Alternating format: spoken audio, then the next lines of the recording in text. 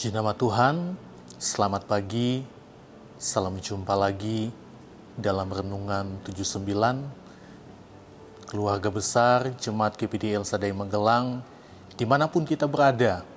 Saya percaya Tuhan memberkati, Tuhan yang menyertai setiap kehidupan kita. Biarlah setiap firman Tuhan yang kita dengar, itu boleh menjadi kekuatan bagi kita karena firman itu adalah Tuhan sendiri yang akan memberi kita kemenangan di dalam setiap langkah-langkah kita. Puji Tuhan, pagi hari ini saya akan beri tema Renungan 79, Waktu. Nah, kita akan melihat di dalam kitab Efesus, pasalnya yang kelima, ayat 15 sampai ayatnya yang ke-16. Dalam kitab Efesus, pasal 5, ayat 15 dan ayatnya yang ke-16.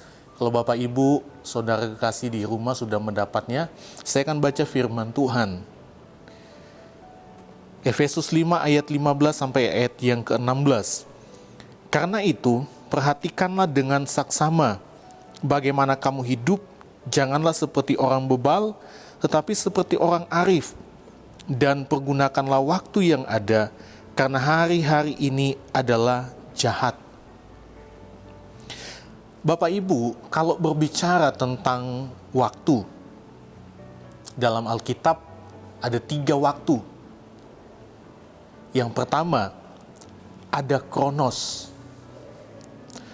Kronos ini adalah siklus atau putaran waktu yang terjadi berulang-ulang, karena waktu ini berhubungan dengan jam, hari, minggu, bulan, tahun, yang sedang kita jalani sekarang. Ini Kronos. Ada Bapak Ibu yang bekerja di kantor, yang bekerja sebagai petani. Setiap hari kita menjalani hal yang sama, terulang. Ada murid-murid yang belajar di sekolah setiap hari. Bahkan kita hamba Tuhan dalam Renungan 79, setiap minggu terulang. Ini Kronos. Dan ini akan berakhir ketika kita tidak ada lagi. Ketika kita meninggal, kita tidak menikmati lagi waktu ini, yaitu Kronos. Nah, yang kedua, ada yang namanya Aion. Aion ini mengacu pada rentang waktu yang panjang dan tanpa batas. Nah, dalam Alkitab menjelaskan aion ini adalah masa antara penciptaan dan kedatangan kembali Tuhan Yesus Kristus. Atau bisa juga waktu di mana Allah akan mengadili setiap orang, karena setiap kita akan menghadap pengadilan Allah. Itu aion. Nah, aion ini juga menunjuk waktu yang kekal, karena ini berhubungan dengan dunia yang akan datang. Ini aion, waktu yang kekal, waktu tanpa batas.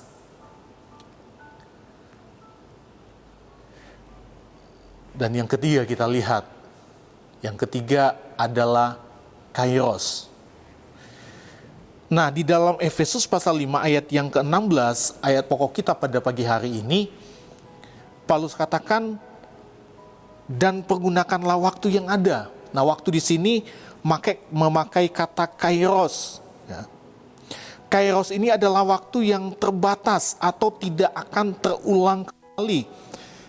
Karena ini berkaitan dengan kesempatan yang Tuhan anugerahkan.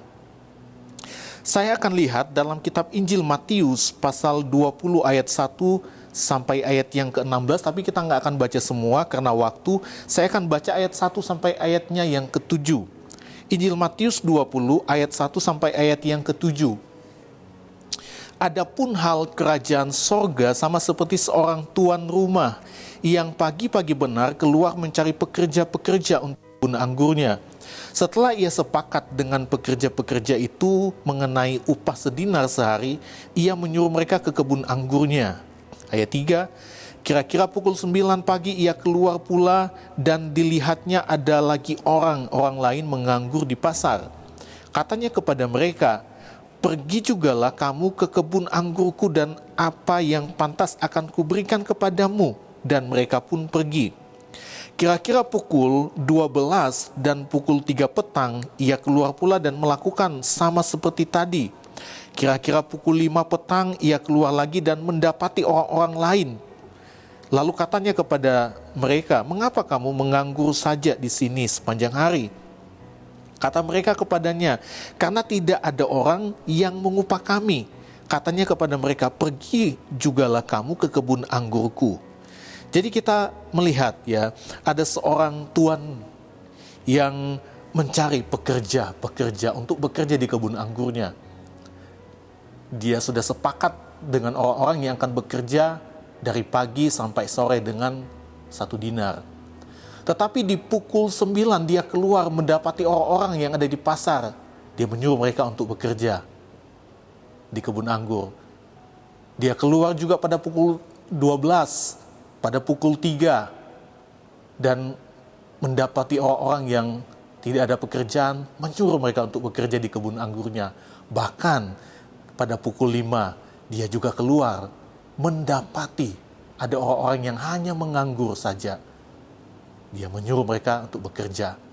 Dan firman Tuhan mencatat mereka yang bekerja dari pagi sampai sore, yang masuk pagi dan yang masuk sore, ya, itu mendapat upah yang sama.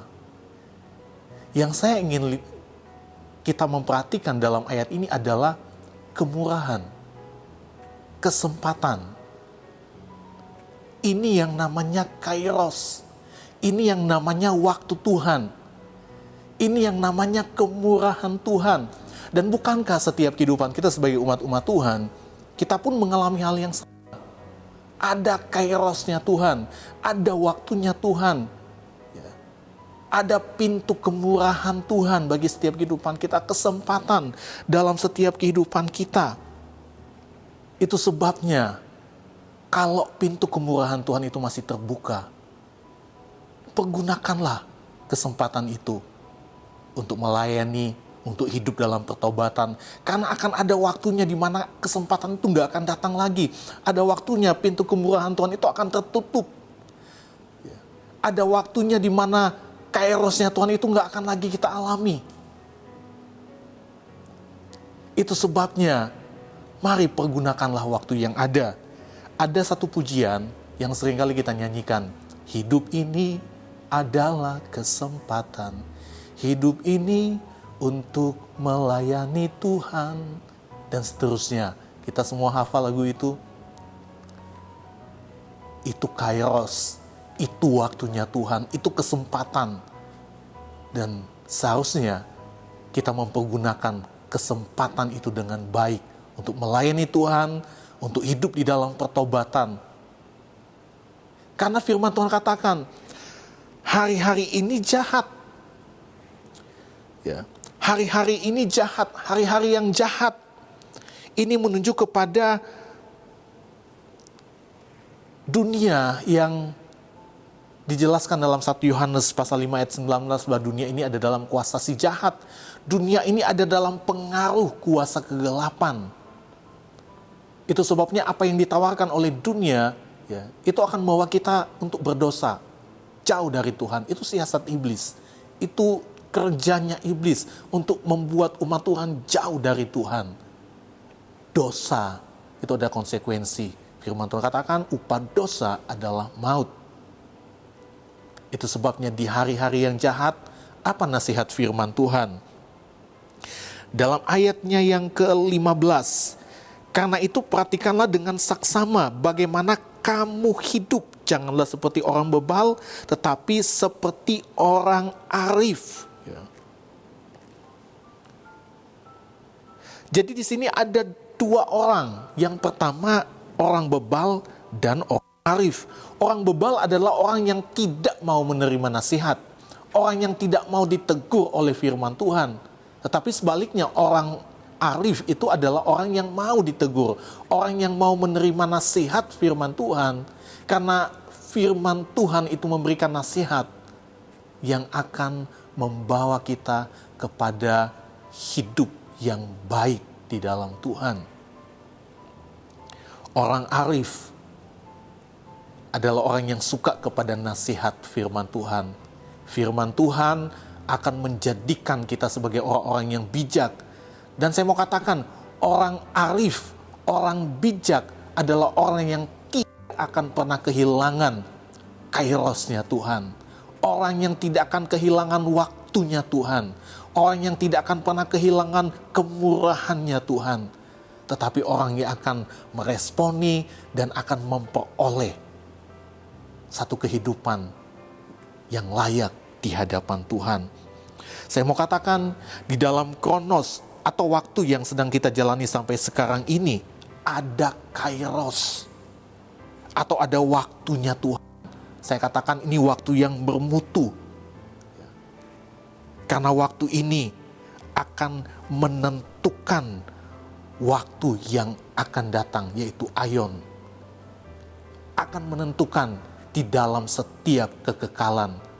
Itu sebabnya kalau pintu kemurahan masih terbuka sampai hari ini, mari hidup terus di dalam pertobatan. Kalau kesempatan Tuhan masih berikan sampai hari ini, mari pergunakanlah waktu, kesempatan itu untuk melayani Tuhan, untuk melakukan segala sesuatu yang baik di hadapan Tuhan.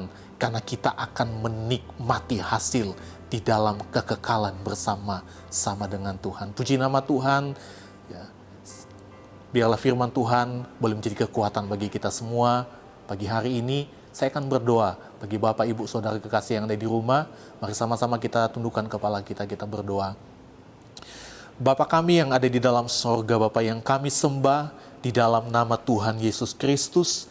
Pagi hari ini kami sudah mendengar renungan kebenaran firman-Mu, bahwa waktu yang sedang kami jalani ini ada waktu yang bermutu, ada kairosnya Tuhan, ada kemurahannya Tuhan. Itu sebabnya biarlah kami boleh mempergunakan setiap waktu-waktu yang ada, mempergunakan setiap kemurahan Tuhan, setiap kesempatan yang Tuhan berikan, supaya kami pada akhirnya dapat menikmati kekekalan bersama-sama dengan Tuhan.